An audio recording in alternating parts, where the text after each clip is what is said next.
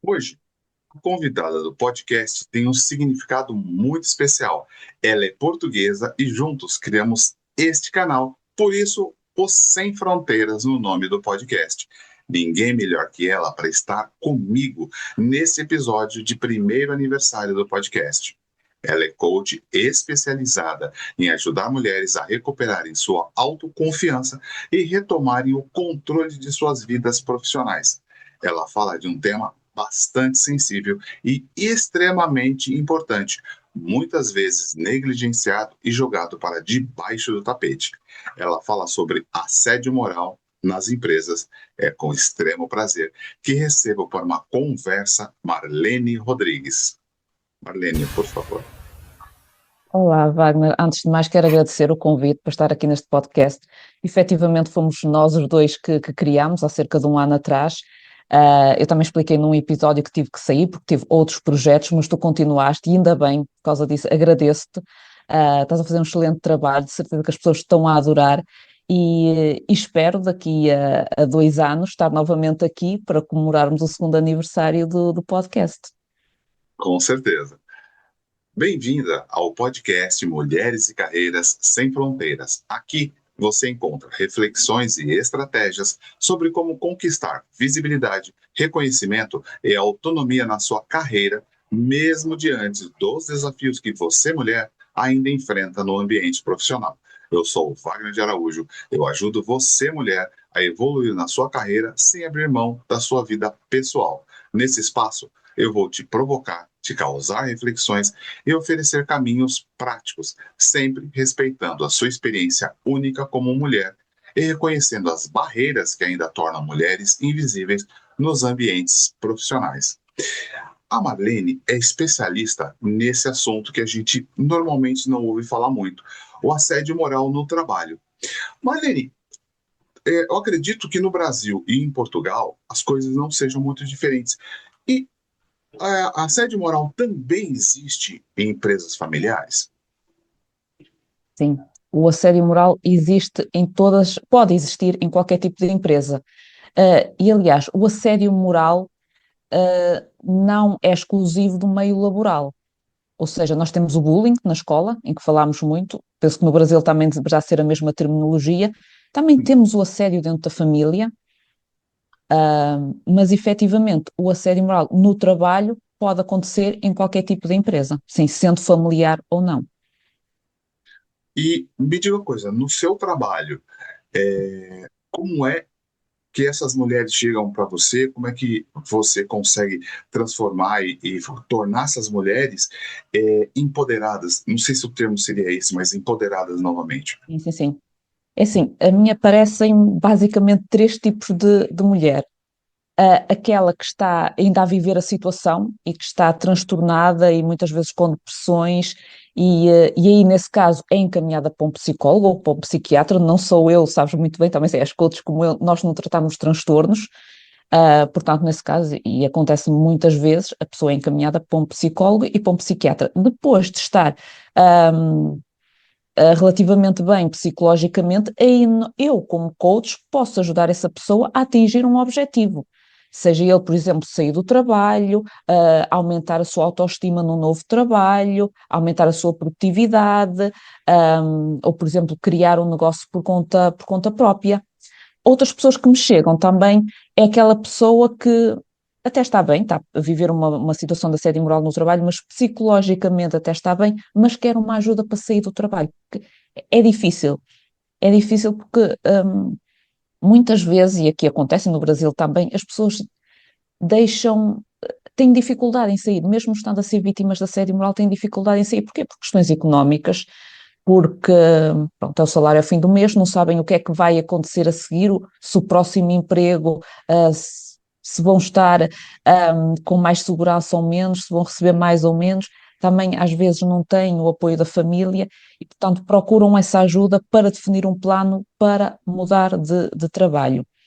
E outros que efetivamente já passaram, ou seja, o assédio já está para trás, já é uma coisa do passado, estão num novo emprego, mas sentem que precisavam de melhorar a autoestima, porque o assédio moral fragiliza muito a autoestima e a autoconfiança.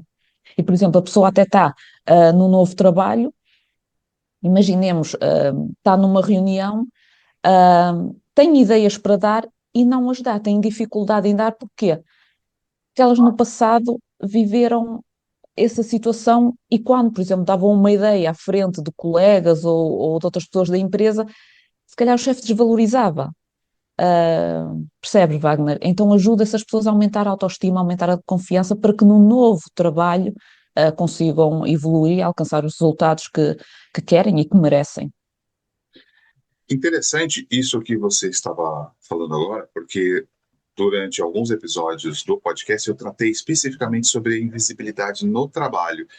E várias vezes eu falei sobre aquela mulher que ela precisa aparecer e que ela precisa deixar de ser aquela menininha que fica ali no canto da sala e levanta a mão de vez em quando e é meio ignorada. Então isso também Uhum. tem aí a correlação com a questão da autoestima, é isso? Exatamente, exatamente. Basicamente, se a pessoa não consegue dar as suas opiniões, tem dificuldade, tem que trabalhar autoestima e autoconfiança. Uma pessoa autoconfiante não tem medo de dar a sua opinião. E assim, a impressão que se dá é que autoestima e autoconfiança, elas nascem com a pessoa e não são adquiridas no meio do caminho. Como é que você trabalha isso para, às vezes, para uma pessoa que veio de uma situação meio patriarcal em casa e às vezes até trabalha numa empresa que seja da família, ou seja, ela está acostumada a tomar aquela chicotada básica, ó, você é igual uma expressão que eu ouvi várias vezes no Brasil, você é a primeira que você é a última que fala, é a primeira que apanha. Não sei se você já ouviu esse tipo de Uhum. expressão aí em Portugal, Não, não, mas por assim, acaso não. está totalmente errado, você é o último que fala e se abrir a boca é o primeiro que apanha. Como é que essa situação é tratada dentro dos seus processos? É assim, a autoestima, eu acho que há pessoas que já têm uma autoestima natural. E se tudo correr bem na vida delas, vão continuar assim. A questão é que no assédio moral, lá está, ou mesmo em situações em casa, como estavas a falar, isso pode diminuir a autoestima. Um pai que não deixa o filho falar, que se o filho interrompe, leva um raspanete, isso vai diminuindo a autoestima da pessoa. Ou, por exemplo, o pai que não valoriza a opinião do filho, vai sempre diminuindo aqui a autoestima. O filho depois chega ao local de trabalho, que até pode ser muito saudável, mas sente-se retraído, eu não vou dar a minha opinião, porque em casa, quando eu dava, o meu pai dava-me um raspanete, ou não valorizava a minha opinião. Portanto, é melhor eu estar aqui no meu cantinho e não dizer nada.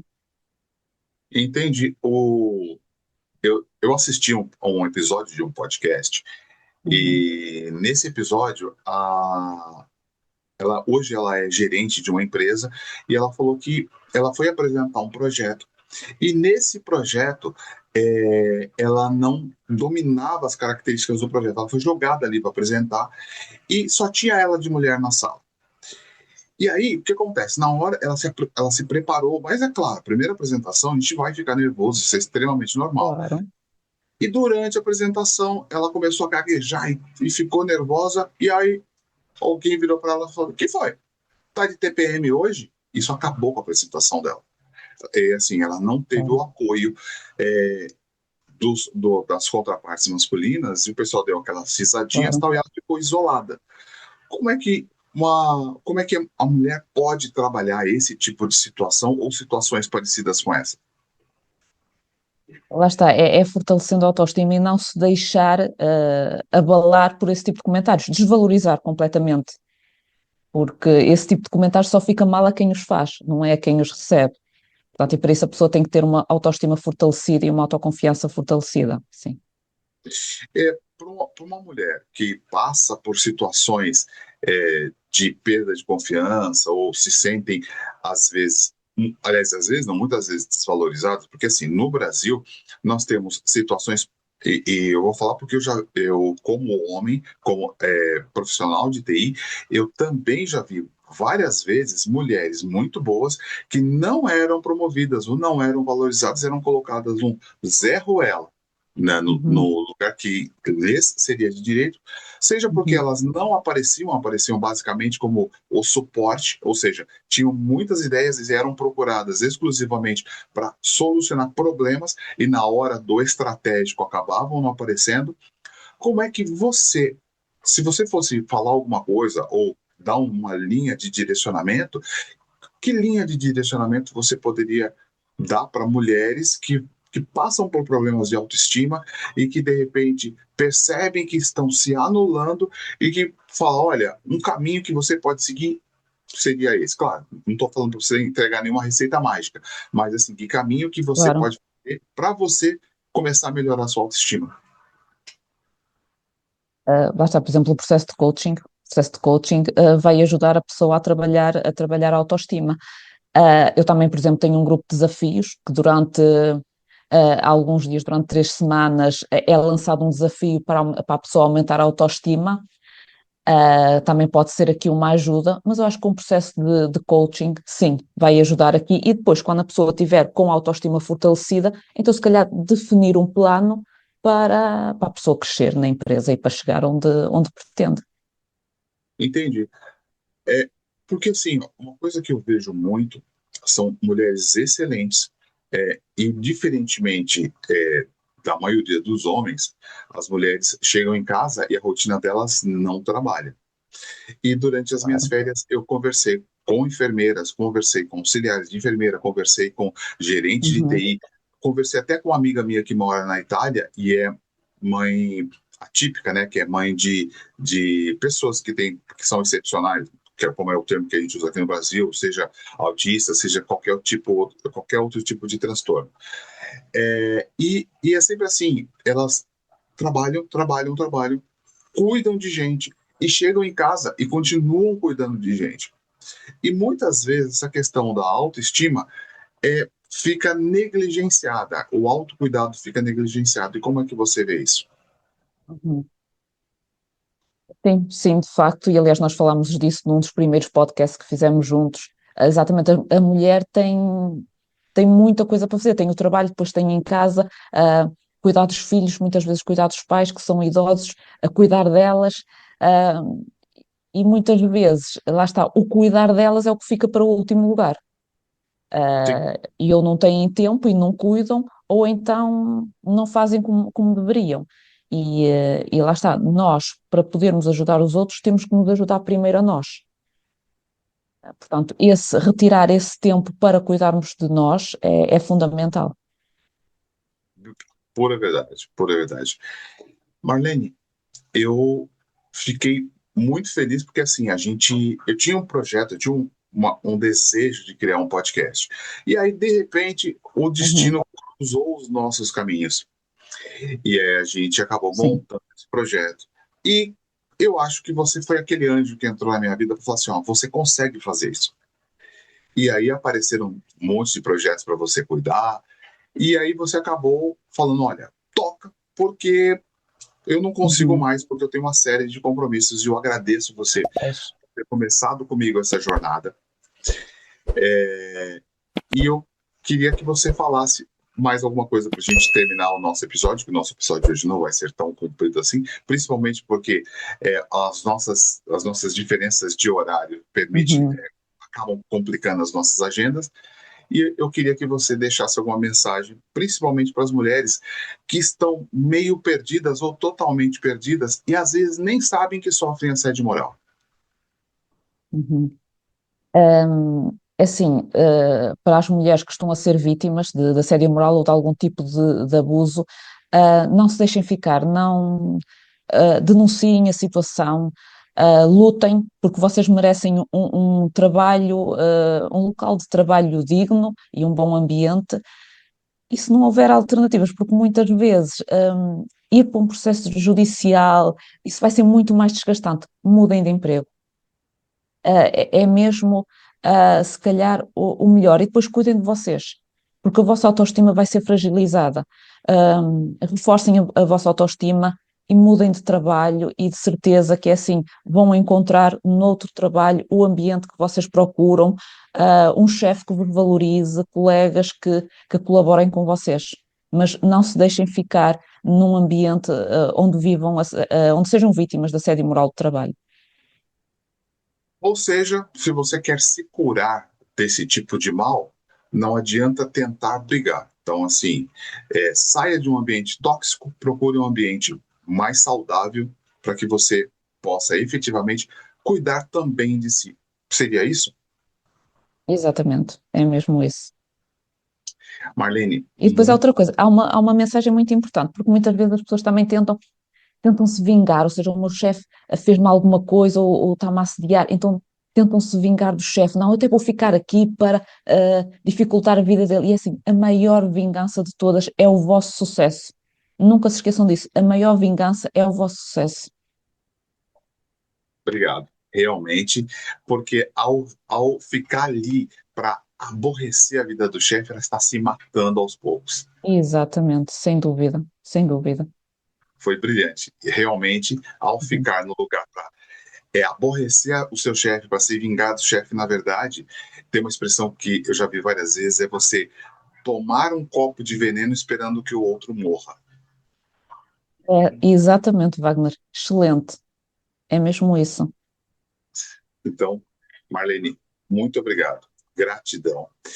E sucesso nas suas empreitadas. E, claro, eu espero convidar você para o próximo aniversário do podcast e espero sim que você aceite o convite, como você aceitou, para estar comigo no primeiro aniversário do podcast que nós criamos. Claro que sim, Wagner. Será um gosto. E muito obrigada por este convite e muito obrigada por teres continuado com este projeto. Você não nasceu para ser espectadora da própria carreira. Você nasceu para ser protagonista, para fazer escolhas conscientes, para decidir onde quer chegar.